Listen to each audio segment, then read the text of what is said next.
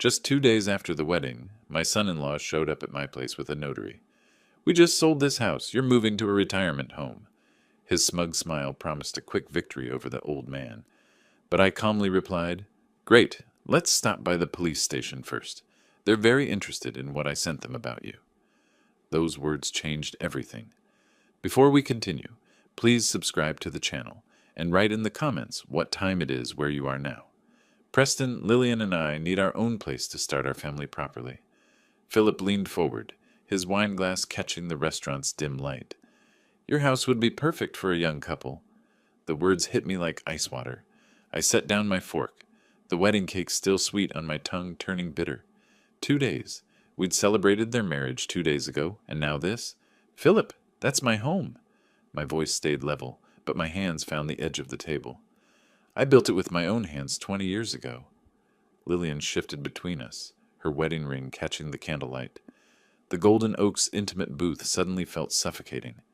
Other diners laughed at nearby tables, oblivious to the bomb that had just exploded in ours. "But you're just one person in such a large house." Philip's smile never wavered. "It's not practical.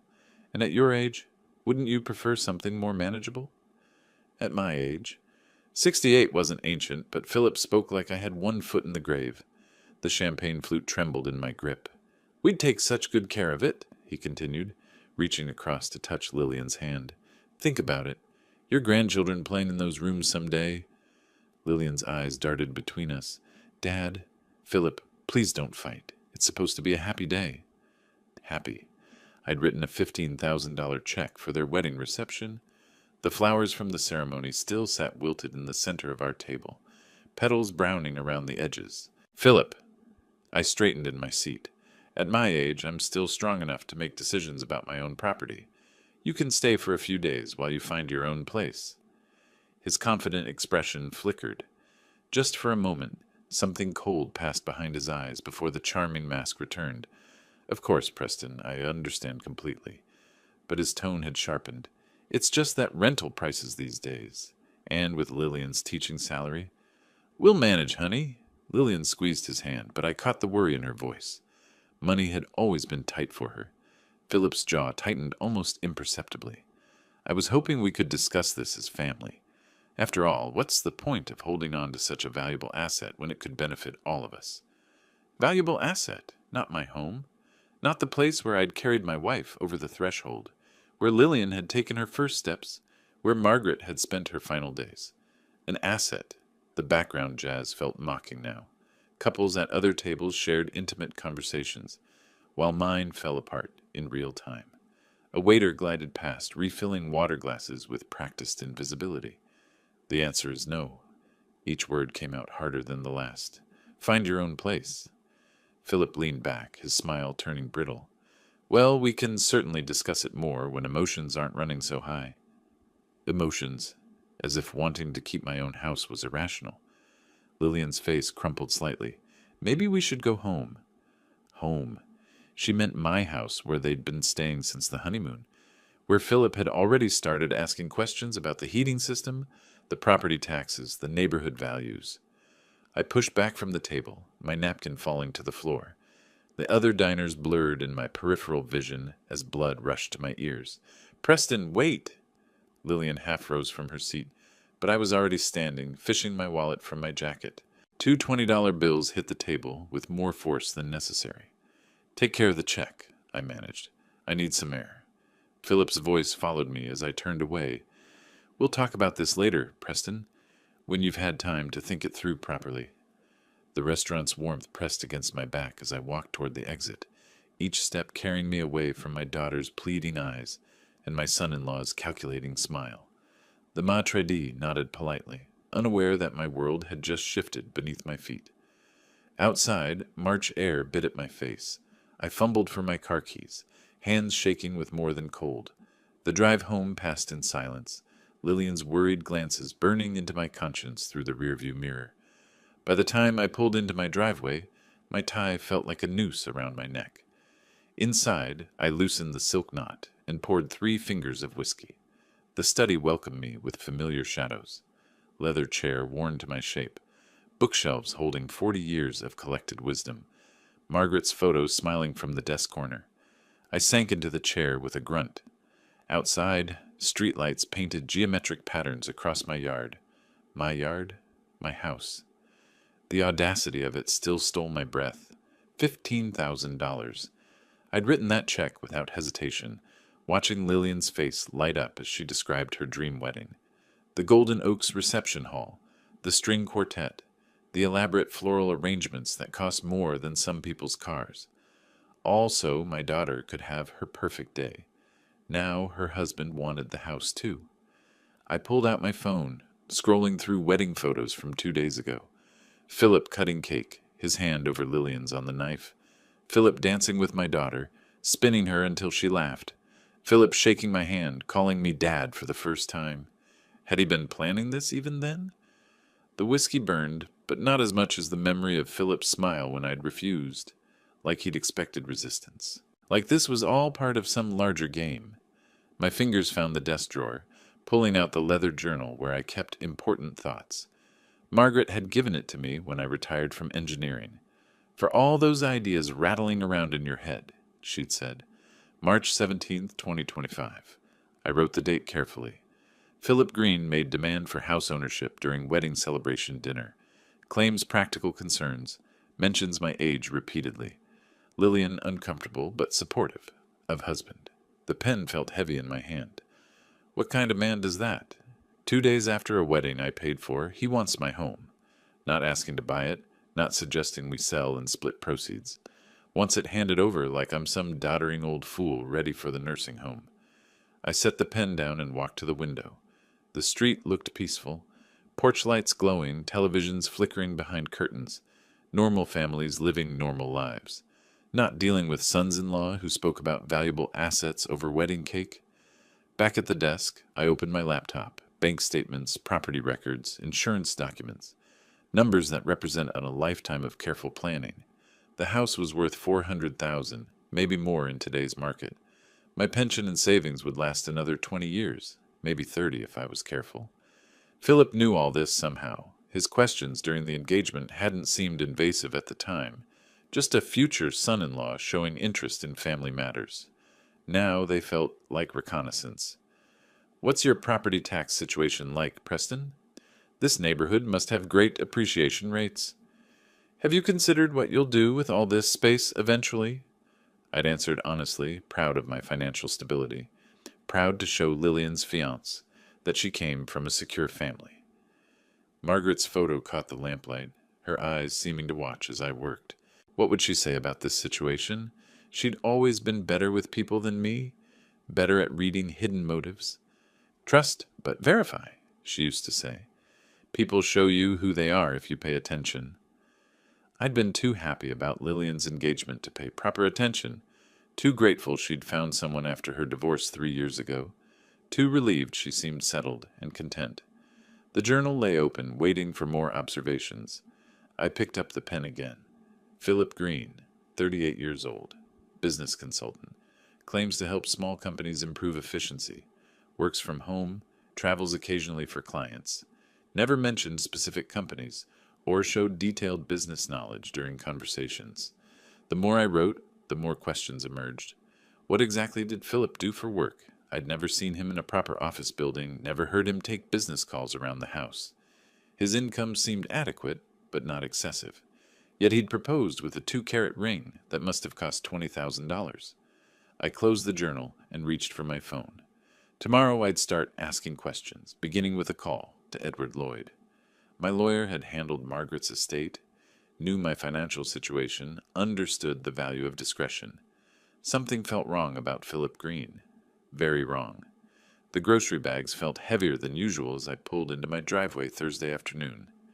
2 days of restless sleep since that restaurant confrontation had left me drained, every shadow seeming to hide new threats to my peace of mind. Cecil Brown straightened from his flower bed as I stepped out of the car, his weathered face wearing the expression of a man with urgent news to share. Preston! He crossed from his yard to mine with quick steps. I need to tell you something important. I set the groceries on my car's hood, Cecil's former police instincts evident in his serious tone. What's going on? Yesterday afternoon, Philip brought someone to your house. Cecil glanced toward my front door, then back to me. Business type in a suit, carrying a briefcase and some kind of measuring device. My blood went cold. What were they doing exactly? Walking around the property, measuring things, taking photos. The guy was writing everything down in a notebook. Cecil's eyes narrowed. Looked like a professional assessment to me. Real thorough job. The groceries suddenly felt insignificant. How long were they there?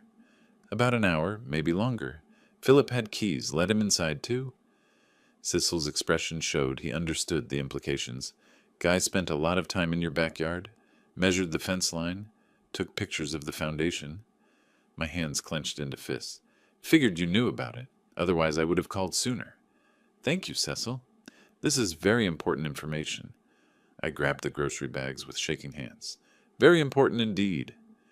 Inside, I dropped the bags on the kitchen counter and went straight to my study. The computer took forever to boot up, each second stretching like an hour while my mind raced through possibilities. Browser history. If Philip had used my computer, there would be traces. The search history loaded, and my worst fears materialized on the screen. Wednesday afternoon, while I'd been at the hardware store, someone had conducted extensive research. Property appraisers, Chicago suburbs. Real estate evaluation services. Quick house sale companies. Cash buyers, residential properties. Each search term hit like a physical blow. I scrolled down, finding more. Legal requirements. Property transfer, Illinois. Power of attorney, real estate transactions. Elderly homeowner assistance programs. My hands trembled as I clicked through the visited websites. Professional appraisal services, companies that promised quick sales for cash, legal firms specializing in property transfers for senior citizens. Philip hadn't just brought an appraiser to my house, he'd researched the entire process of taking it from me. The chair creaked as I leaned back, processing the magnitude of his deception. This wasn't a spontaneous request made over dinner wine. This was a calculated plan, probably months in the making. I thought about the engagement period, Philip's careful questions about my finances, his interest in my daily routines. Had he been evaluating me like a target from the beginning? My phone buzzed. Text message from Lillian. Dad, are you feeling better? Philip says you seemed upset at dinner. Maybe we can all talk tonight. Talk. Philip wanted to talk again, probably to present his reasonable proposal backed by professional appraisals and legal research. I stared at the screen, evidence clear as daylight. With trembling fingers, I reached for my phone and dialed Edward Lloyd's number. This was bigger than just wanting my house. This was systematic fraud, and I needed professional help immediately. Edward Lloyd's office. This is Sandra. My hands shook as I gripped the phone tighter. Sandra, it's Preston Weaver. I need to speak with Edward immediately. It's urgent. He's with a client, Mr. Weaver. Can I have him call you back? Tell him it's about fraud. Real estate fraud. The words felt foreign in my mouth. Tell him my son-in-law, Philip Green, is trying to steal my house. A pause. I'll get him right away, sir. The wait stretched endlessly. I paced my study, the browser history still glowing on the computer screen like evidence of a crime already committed. Preston? Edward's voice carried immediate concern. Sandra said something about fraud involving your son-in-law? Philip Green. I forced the name through gritted teeth. He's planning to take my house, Edward. I have proof he's been researching how to do it legally. The silence on Edward's end lasted too long. Philip Green, you said? Yes. He married my daughter 2 days ago, and now he's... Preston, I need you to sit down. Edward's professional tone had shifted to something more urgent. Give me a moment to check something in my files. I heard keyboard clicking, papers rustling, the familiar sounds of Edward's methodical approach to legal problems, but his tone suggested this wasn't routine. Preston, I have 3 active cases involving Philip Green. Each word hit like ice water. He specializes in real estate fraud targeting elderly homeowners. The room tilted around me. Are you saying he's done this before? His pattern is consistent. Marry into families, gain trust, then use forged documents to claim property ownership. Edward's voice had gone completely professional, like he was reading from case files. The victims are always men in their 60s or 70s, always recently widowed, always with adult children who are financially struggling. My free hand found the desk edge for support, but he just married my daughter. That's exactly his timeline, Preston. He works fast before victims can react or seek legal advice. Papers rustled again. How much do you know about his background? Nothing concrete? He claimed to be a business consultant, worked from home. The admission felt pathetic. We were so happy Lillian found someone after her divorce. Preston, you're in immediate danger. Edward's urgency cut through my shock. Don't sign anything. Don't give him access to your financial documents. Don't let him handle any legal matters for you. What should I do about Lillian? She doesn't know what kind of man she married. First we gather evidence. Then we protect your assets. Edward's tone brooked no argument. Your daughter's heart can heal, but your life savings can't be recovered if they're stolen. I stared at the computer screen at the evidence of Philip's research. He brought a property appraiser to my house yesterday, used my computer to research the legal process. That's his standard procedure.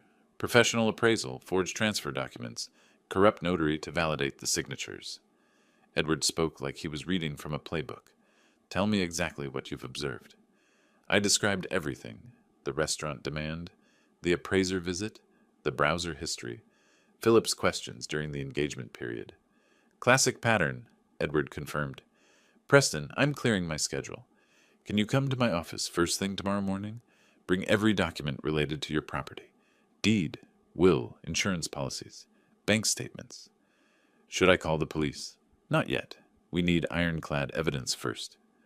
Edward's experience showed in every word. Philip is sophisticated. He's beaten fraud charges before by claiming the victims willingly transferred property and later developed memory problems. Memory problems. The implication stung, but I understood the strategy. One more thing, Preston. Edward's voice carried a warning. Be very careful around him until we meet. If he suspects you know his true nature, he might accelerate his timeline. I hung up and stared at my reflection in the darkened window. My son-in-law wasn't just greedy. He was a professional predator who'd chosen me as his next victim. But I hadn't survived 40 years in engineering by backing down from problems. Tomorrow, Edward and I would begin building the case that would destroy Philip Green's criminal career. As I reached for my safe combination, I heard Philip's laughter from the kitchen, and for the first time since the restaurant, I smiled. Let him laugh while he could. The drive home from Edward's office felt longer than usual, his warnings replaying in my mind like a broken record. Professional criminal, systematic fraud, multiple victims. The words had transformed my son-in-law from an annoying opportunist into something far more dangerous. Philip's car still sat in my driveway when I pulled in. Through the kitchen window, I could see him and Lillian sharing dinner, their conversation animated and comfortable. The ordinary domestic scene felt like a grotesque performance now that I knew the truth. I entered through the front door, calling out casual greetings. Philip's voice carried from the kitchen, warm and friendly, asking about my errands. The same voice that had demanded my house 3 days ago. In my study, I locked the door and went straight to the wall, safe hidden behind Margaret's portrait. The combination, 51728, our wedding anniversary, had protected our most important documents for 20 years. Inside lay the foundation of my life's work. Property deed from 1985, updated will from 2023, insurance policies, investment statements, documents Philip needed to steal my legacy. I spread everything across my desk, studying each paper with an engineer's precision. The house deed, stamped and notarized, worth $400,000 in today's market. My will leaving everything to Lillian, updated after Margaret's death. Bank statements showing retirement savings that had taken decades to accumulate. Philip had access to none of this yet, but Edward's warnings echoed, "He works fast." From the kitchen came the sound of dishes being cleared, normal married couple routines that masked Philip's predatory nature. How many other families had he infiltrated this way? How many other fathers had sat in their studies, realizing too late that they'd welcomed a thief into their homes? I pulled out my journal and began documenting everything with methodical precision. Each suspicious conversation during the engagement period, every question about finances that had seemed caring but was actually reconnaissance. Preston, you must get tired rattling around in this big house. Have you considered what you'll do with all this space eventually? Lillian worries about you living alone. Every comment now revealed its true purpose. Evaluation of my vulnerability, assessment of my attachment to the property, manipulation of my daughter's concern for my welfare. The safe also contained Margaret's jewelry, including her engagement ring, 2 carats, similar to what Philip had given Lillian. Where had a struggling business consultant gotten $20,000 for a ring? I photographed each document methodically, storing copies in multiple locations. If Philip somehow accessed the originals, I'd still have proof of ownership. The engineer in me understood redundancy and backup systems. My phone rang. Lillian. "Dad, are you okay? You've been so quiet since the wedding dinner." Her voice carried genuine worry, the same concern Philip was undoubtedly exploiting. "I'm fine, sweetheart. Just tired." "Philip thinks maybe we should all sit down and talk things through. Clear the air." Clear the air? Or present his forged documents and fake appraisals, backed by legal research and professional preparation. "Maybe tomorrow," I said. "Let me get some rest first."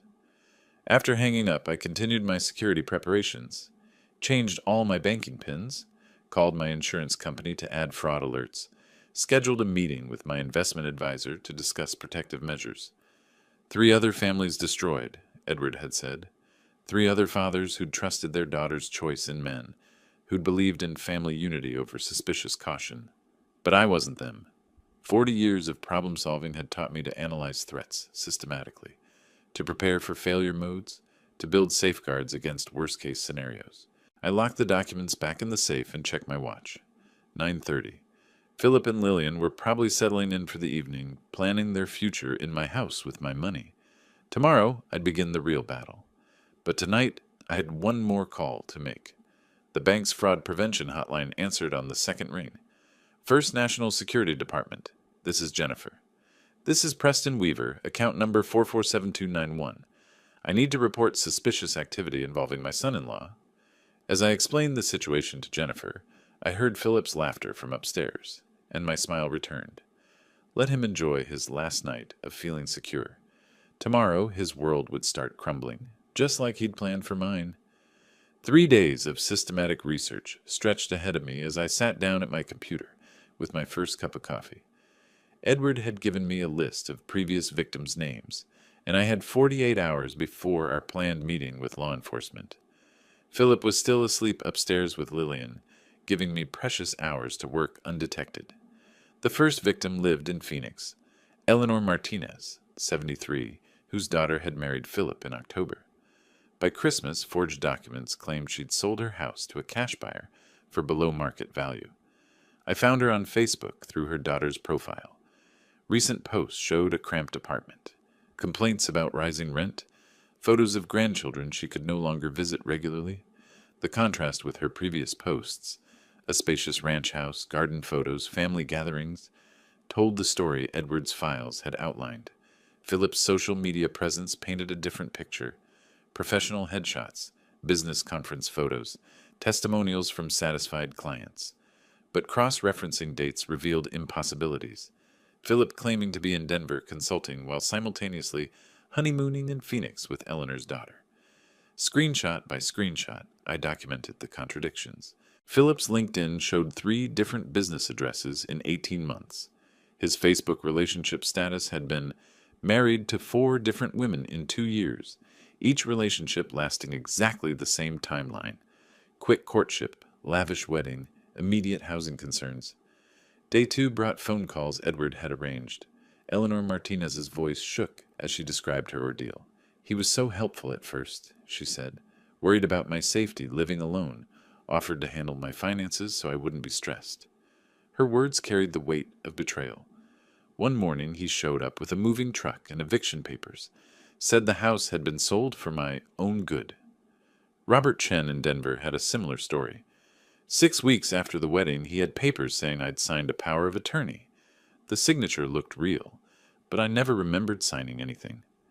Each conversation revealed Philip's sophisticated operation, professional document forgers, corrupt notaries, legal expertise that made victims doubt their own memories. The emotional devastation was consistent too. Adult children who believed their new spouse over their elderly parent, families torn apart by manufactured confusion.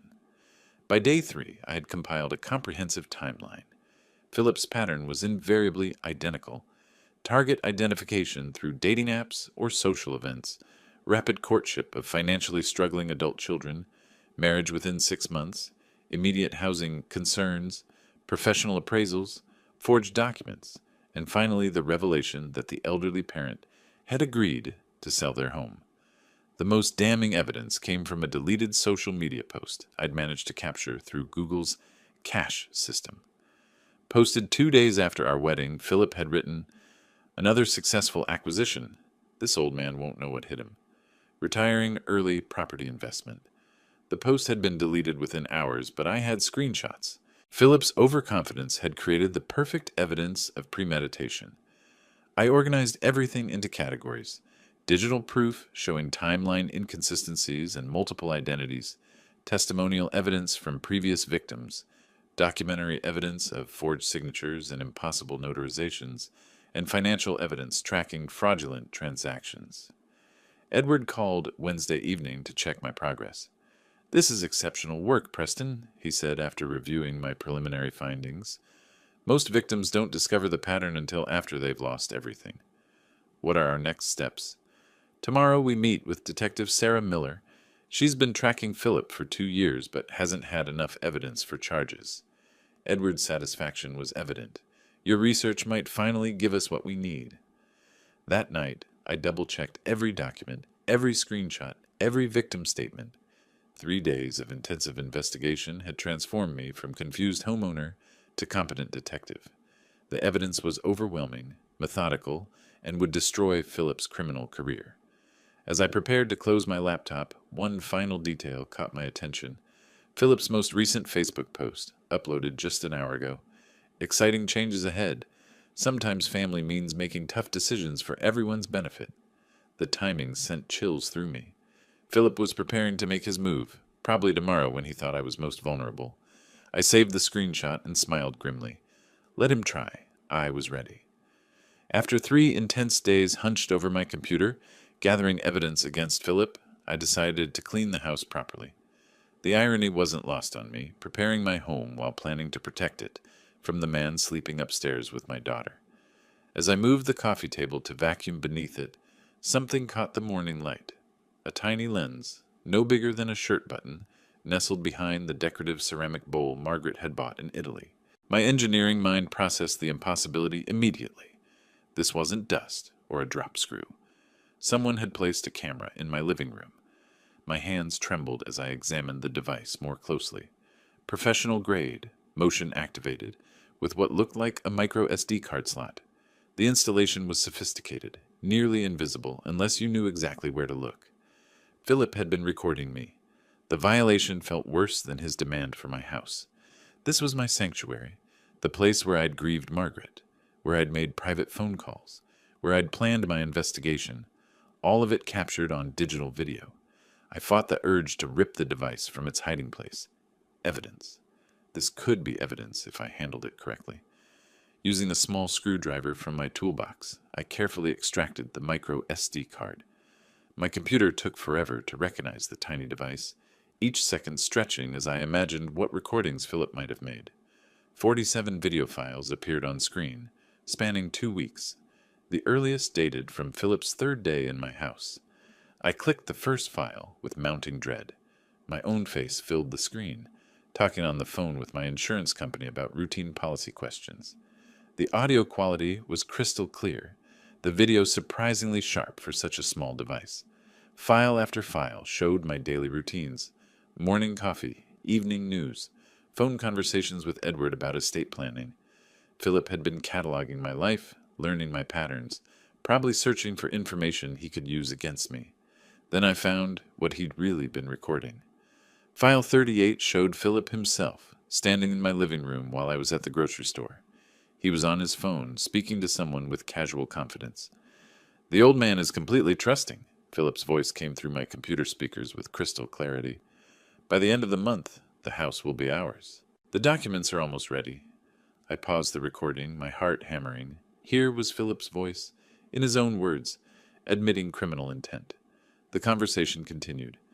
"Richard, are you sure the notary stamps will pass inspection?" "Richard, a name I didn't recognize, but clearly Philip's accomplice. "These elderly targets sometimes surprise you," came the reply through Philip's phone speaker. "He's exactly like the others, proud, independent, but ultimately naive." Philip's laugh carried cruel satisfaction. "He actually paid $15,000 for our wedding, made it so easy to look legitimate." My vision blurred with rage. Every suspicion confirmed, every fear validated. The recording continued. "And the daughter? Lillian will never believe her precious daddy over her loving husband. She's the perfect cover. Perfect cover.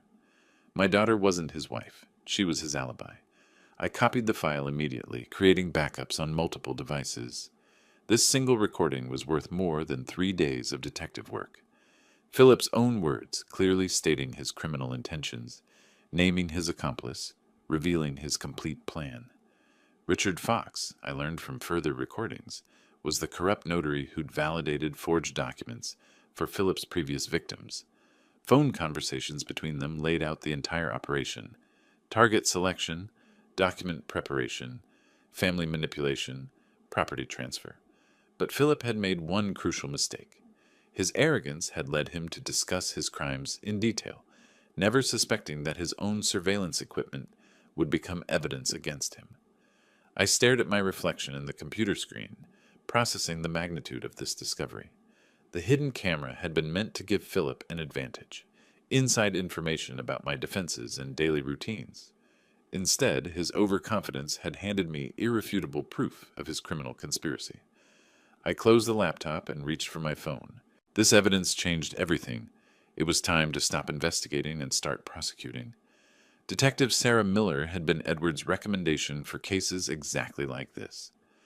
As I dialed the police department, I finally felt like I was moving from defense to offense. Philip's own arrogance would destroy him.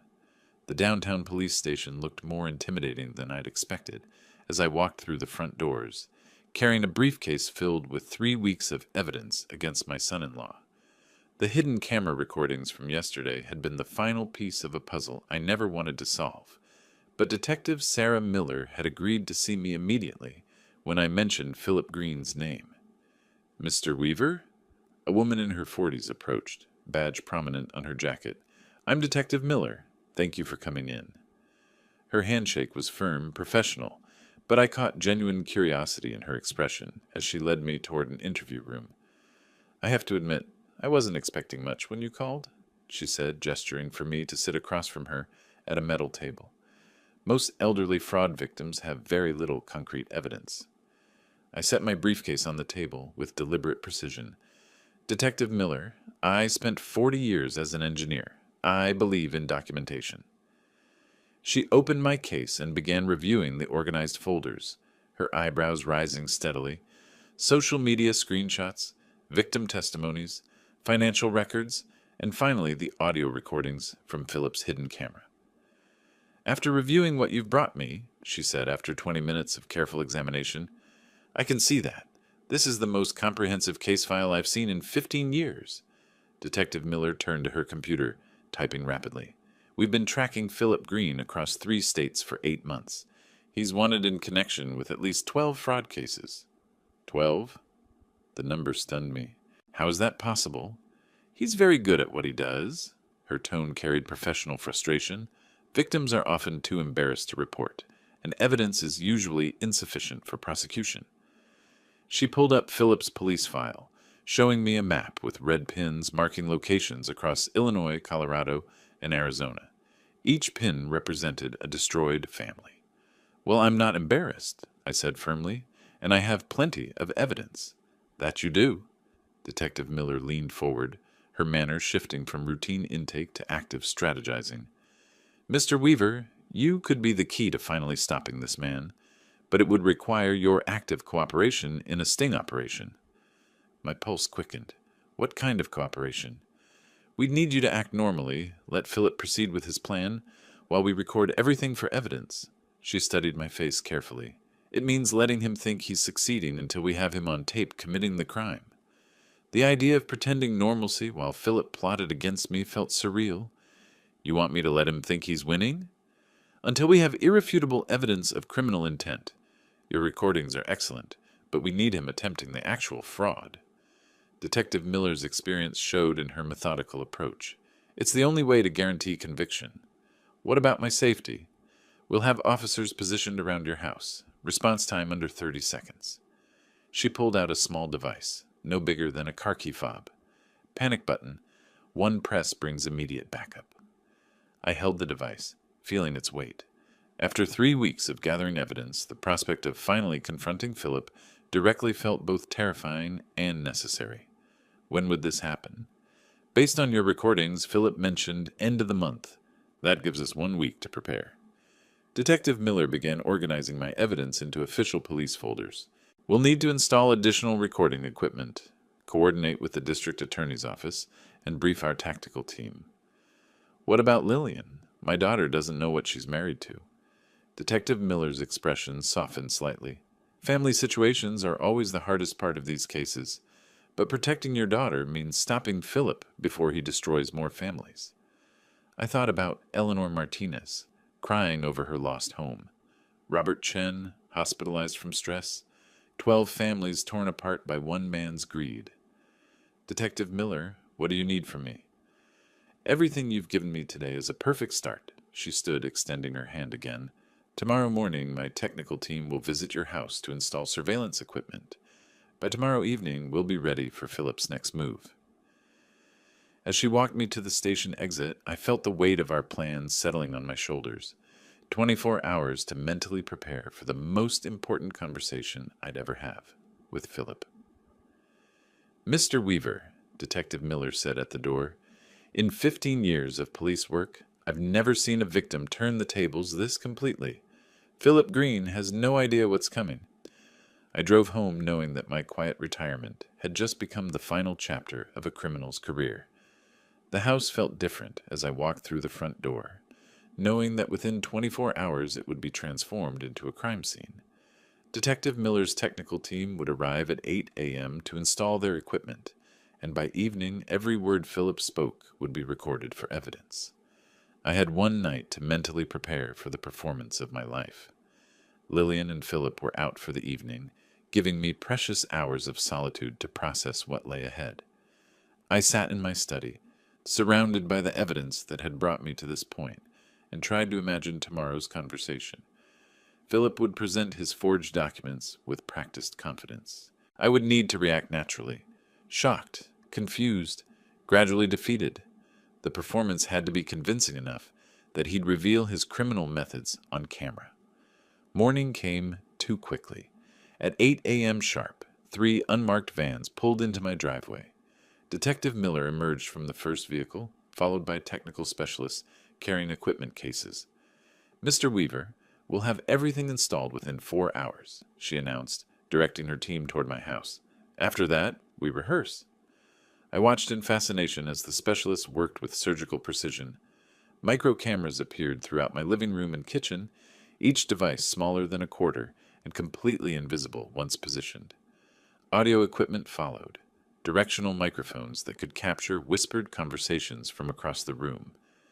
These cameras record in ultra-high definition, the lead technician explained, adjusting the lens behind a picture frame. The audio system filters background noise automatically. Unless Philip specifically looks for surveillance equipment, he won't notice anything. Detective Miller handed me an earpiece no bigger than a hearing aid. Direct communication with our monitoring station will be able to guide you if necessary. Where will you be positioned? Mobile command unit across the street, officers in neighboring houses, backup team 2 blocks away. She showed me a tablet displaying multiple camera angles from my own living room. Response time will be under 30 seconds if you use the panic signal. By noon, the installation was complete. My familiar home had become a sophisticated recording studio, every surface concealing equipment worth thousands of dollars. Now we rehearse, Detective Miller announced. For 2 hours, we practiced likely scenarios. A detective played Philip while I rehearsed natural responses to his manipulation tactics. Remember, your safety is our top priority, Detective Miller emphasized. Don't try to trap him. Let him reveal his criminality organically. Just be yourself. Be suspicious. Ask the questions any reasonable person would ask. So, Preston, we need to discuss the house transfer paperwork. The the detective said, role-playing Philip's likely approach. I'm not interested in transferring anything, I replied. Perfect. Keep your responses natural and firm. The more he has to explain, the more evidence we'll gather. At 3 o'clock, Detective Miller tested all communication systems one final time. The earpiece crackled to life. Testing, Mr. Weaver. Can you hear me clearly? Crystal clear. Excellent. Officers are moving into position now. I watched through my kitchen window as neighbors I'd known for years welcomed visiting relatives into their homes. Cecil Brown gave me a subtle nod from his front yard, knowing his house now contained 2 armed officers. Technical check complete, Detective Miller reported. All cameras recording, audio levels optimal, communication systems active. The house looked exactly the same, but I knew that sophisticated equipment, worth more than my car, was now documenting every movement, every conversation, every breath. At 5 o'clock, Philip's car pulled into the driveway. Showtime, Mr. Weaver, Detective Miller's voice whispered through my earpiece. Remember, we're right here with you. I touched the panic button in my pocket and watched through the front window as Philip approached my door, carrying a manila envelope that undoubtedly contained forged documents with my signature. He knocked with cheerful confidence, completely unaware that his next conversation would be his last as a free man. The doorbell rang at exactly 2 o'clock, and I felt the tiny vibration from the communication device in my pocket. Detective Miller's signal that all recording equipment was active. Through the window, I watched Philip climb my front steps with another man carrying a leather briefcase, both wearing confident smiles that I now recognized as predatory. This was it, the moment 3 weeks of investigation had been building toward. I opened the door with practiced calm. Philip, and you brought a friend? Preston! Philip's enthusiasm seemed genuine, which made his deception even more chilling. This is Richard Fox, licensed notary public. We have wonderful news about your housing situation. Richard Fox looked exactly like a corrupt official, middle-aged, overly formal, carrying himself with false authority. His handshake felt like touching a snake. Mr. Weaver, such a pleasure, Richard said, his voice dripping with manufactured sincerity. Philip has told me so much about your unique circumstances. They settled into my living room with theatrical confidence, Philip spreading documents across my coffee table like he owned the place. The hidden cameras recorded every gesture, every smirk, every calculated movement. Preston, I have incredible news, Philip announced, his voice carrying the same tone he'd used when proposing to Lillian. We've just completed the sale of this house. You're moving to a lovely senior facility. It's all arranged. I examined the papers with engineering precision, noting the professional quality of the forgeries. That's interesting, Philip. Who exactly did you sell my house to? A wonderful young family. They're paying well above market value. Philip's smile never wavered. Richard here has all the legal documentation. Richard opened his briefcase with flourish, revealing official-looking stamps, seals, and notarization equipment. Mr. Weaver, these documents show the completed sale of your property. Everything is legally binding and properly notarized. I don't recall agreeing to sell my house, Mr. Fox. Sometimes elderly individuals forget these important arrangements, Richard replied with practiced condescension. The paperwork clearly shows your signature and consent. Perfect. They were establishing the entire fraud scheme on camera, using the exact language Detective Miller had predicted. Well, this is certainly unexpected, I said, maintaining my role as confused elderly victim. Perhaps we should drive to the police station first, just to make sure everything is proper. Philip's confident expression flickered for just a moment. The police station? Why would we need to go there? They're very interested in the information I sent them about your previous house sales. The temperature in the room seemed to drop 10 degrees. Philip's face went pale while Richard shifted nervously in his chair. What? What do you mean by previous sales? Philip's voice had lost its confident tone. I mean your activities in Phoenix, Denver, and 3 other cities, Philip. The police have been looking for you for quite some time. Philip stood abruptly, the forged documents scattering. You're talking nonsense. Richard, tell him these documents are completely legal. Philip, what is he talking about? Richard's professional mask was cracking. You said this was a clean operation. I mean that Detective Sarah Miller has 47 recordings of you discussing your criminal plans, Philip. I remained seated, watching their panic build, including your conversation with Richard about forged notary seals. Richard went white. Philip, you said his house was clean. You never mentioned police investigations. Shut up, Richard! Philip grabbed the documents, heading for the door. This old man is confused. He doesn't know what he's talking about. But the sound of car doors slamming outside made him freeze mid-step. Through the window, unmarked police vehicles surrounded my house, officers positioning themselves at every exit. Philip turned back to me, his predatory confidence replaced by desperate fear. What have you done? I pressed the panic button in my pocket and said calmly, I protected my home from thieves, Philip. Something you should have considered before you decided to target the wrong engineer. The front door burst open, and Detective Miller stepped through with 3 uniformed officers, their badges gleaming under my living room lights. Philip Green, she announced with professional satisfaction, you're under arrest. I'm afraid there's nowhere to run, Philip.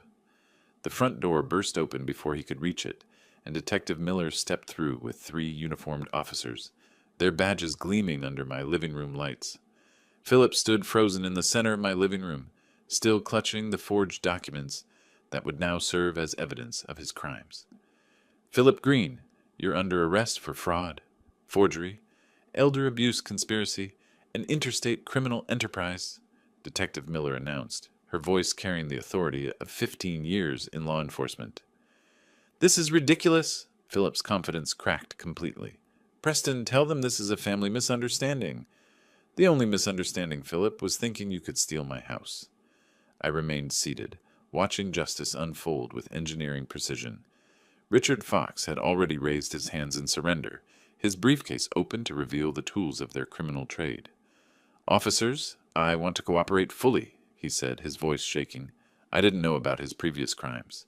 Mr. Fox, you're also under arrest, Detective Miller replied. Your cooperation will be noted in your file. Richard, don't say anything, Philip shouted as officers moved to secure him. They can't prove anything. But they could prove everything. The surveillance cameras had captured every word, every gesture, every incriminating admission.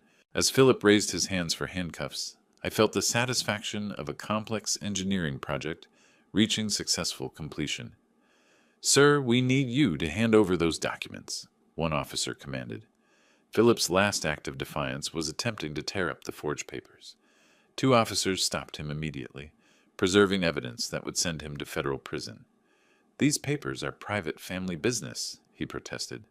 They're evidence in multiple felony cases across 3 states, Detective Miller corrected, carefully collecting each document for the evidence chain. Through my front window, I watched neighbors gathering on the sidewalk. Cecil Brown stood in his yard with arms crossed, nodding approval. The quiet suburban street had become a crime scene, and the entire community was witnessing Philip's downfall. Mr. Weaver, for the record, Detective Miller said, did these men attempt to fraudulently claim ownership of your house using forged documents? Yes, Detective. Using fake signatures, corrupt notary seals, and systematic intimidation tactics. He's lying. Philip's desperation was complete now. This was a legitimate family arrangement. I was helping an elderly man who can't manage his own affairs. The irony was perfect. Philip's final defense was exactly the condescending attitude that had motivated me to fight back so methodically. Your honor will determine the legitimacy, Detective Miller replied, leading Philip toward the door in handcuffs. Richard's cooperation began immediately. Officers, I have information about other operations, other targets Philip was researching. I want to help prevent more crimes. Smart choice, Mr. Fox, Detective Miller said. Full cooperation might reduce your sentence from 15 years to 5. As the police cars loaded their prisoners, media vans began arriving. Word had spread quickly through the neighborhood that a major fraud operation had been exposed by an elderly resident's detective work. Mr. Weaver, a reporter called from behind police tape, how did you discover this criminal scheme? 40 years of engineering taught me to analyze problems systematically, I replied. When something doesn't make sense, you investigate until it does. Detective Miller returned as the crowd dispersed. Outstanding work, Mr. Weaver. This arrest closes cases in 5 states. You've probably saved dozens of families from similar fraud. What happens next? Trial in about 8 weeks. With your evidence and today's recordings, conviction is virtually certain. She handed me her card. The district attorney will want to discuss your testimony, but this case is as solid as they come. I looked at my house. Finally secure again, no longer under threat from criminal predators. The surveillance equipment would be removed tomorrow, returning my home to normal. But I would never be the same person who'd been surprised by Philip's demand 3 weeks ago. Detective Miller, I said, thank you for believing an old man's suspicions were worth investigating.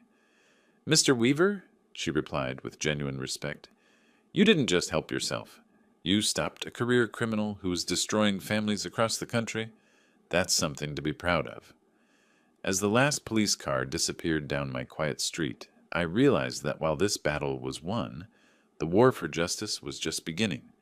Philip's trial would be the final chapter in a story that started with his arrogant demand for my house. But tonight, for the first time in weeks, I would sleep peacefully in my own bed, in my own house, protected by my own intelligence and determination. 8 weeks had passed since Philip's arrest, and I walked up the granite steps of the Cook County Courthouse, carrying the same briefcase that had helped convict him. The spring morning was crisp, May sunshine warming my face as I prepared for the final confrontation. Detective Miller waited by the courthouse entrance, and she smiled as she saw me approaching. "Ready for the final chapter, Mr. Weaver?" she asked. "More than ready," I replied, feeling the weight of justice in my briefcase. Inside, the courtroom buzzed with activity. Philip sat at the defendant's table in an orange jumpsuit, his confident swagger replaced by the hollow stare of a man facing decades in prison. Richard Fox had already pleaded guilty in exchange for testimony against his former partner. But the most important sight was Lillian, sitting in the front row behind the prosecution table. She'd filed for divorce within a week of Philip's arrest, reclaiming her maiden name and her dignity. When our eyes met, she smiled with the same warmth I remembered from her childhood. Judge Jonathan Clark called the court to order. "Ladies and gentlemen of the jury, we're here today to determine the guilt or innocence of Philip Green on charges of interstate fraud, forgery, elder abuse, and criminal conspiracy." The prosecutor's opening statement laid out Philip's criminal empire systematically. 12 victims across 5 states. Over $2 million in stolen property. A pattern of targeting elderly homeowners through marriage fraud, spanning 3 years. "The evidence will show," the prosecutor concluded, "that Philip Green is not an opportunistic criminal, but a systematic predator who destroyed families for personal profit." Philip's defense attorney attempted damage control. "Ladies and gentlemen, my client made poor choices, but he's not the mastermind the prosecution claims. He was manipulated by others into these unfortunate situations." I almost laughed. Even facing life in prison, Philip couldn't accept responsibility for his own actions. The prosecution's case unfolded with mathematical precision. Victim after victim testified about Philip's identical methods: quick courtship, immediate housing concerns, forged documents, corrupt notarization, and family destruction. Eleanor Martinez from Phoenix spoke through tears about losing her home of 40 years. Robert Chen from Denver described the stress-induced heart attack that followed his eviction. Each story was identical, each family devastated by the same systematic predator. Then came the audio recordings from Philip's own surveillance camera. The courtroom fell silent as his voice filled the room. "The old man is completely trusting. By the end of the month, the house will be ours." Philip's face crumpled as he heard his own words condemning him. There was no defense against his own recorded confession. "Mr. Weaver," the prosecutor called, "please take the stand." I walked to the witness box with steady steps, feeling the weight of not just my own case, but all the families Philip had destroyed. "Mr. Weaver, please describe the events of March 25th. The defendant arrived at my house with forged documents claiming I had sold my property," I said clearly. "He demanded immediate eviction and threatened nursing home placement if I didn't comply." "How did you respond?" "I suggested we visit the police station where I had already reported his criminal activities based on 3 weeks of investigation." Philip's attorney attempted cross-examination. "Mr. Weaver, Isn't it possible this was simply a family misunderstanding? Counselor, I replied with engineering precision, systematic criminals who target elderly victims across multiple states don't create misunderstandings. They create federal cases. The courtroom erupted in quiet laughter. Even the judge smiled. After 2 days of testimony, the jury deliberated for less than 3 hours. The verdict was unanimous. Guilty on all counts. Judge Clark's sentencing was swift and merciless. Mr. Green, you've systematically targeted vulnerable elderly citizens for financial exploitation.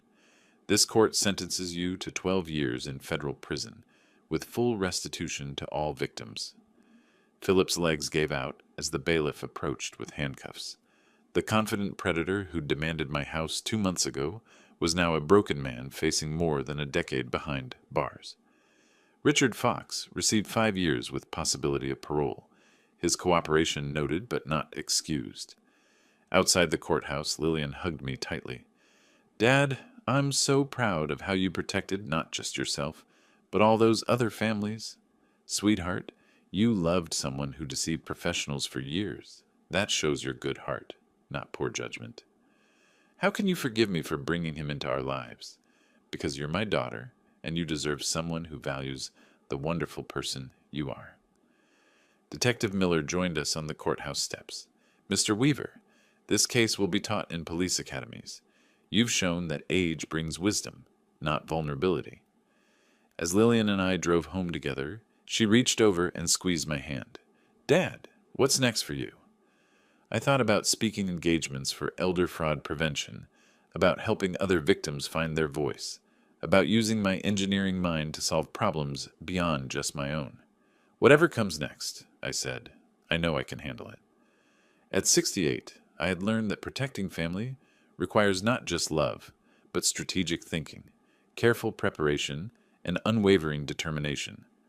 Sometimes that combination is exactly what justice needs most.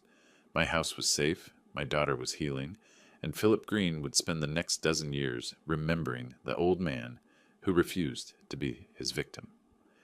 If you like this story, please like this video, subscribe to the channel, and share your impressions of this story in the comments.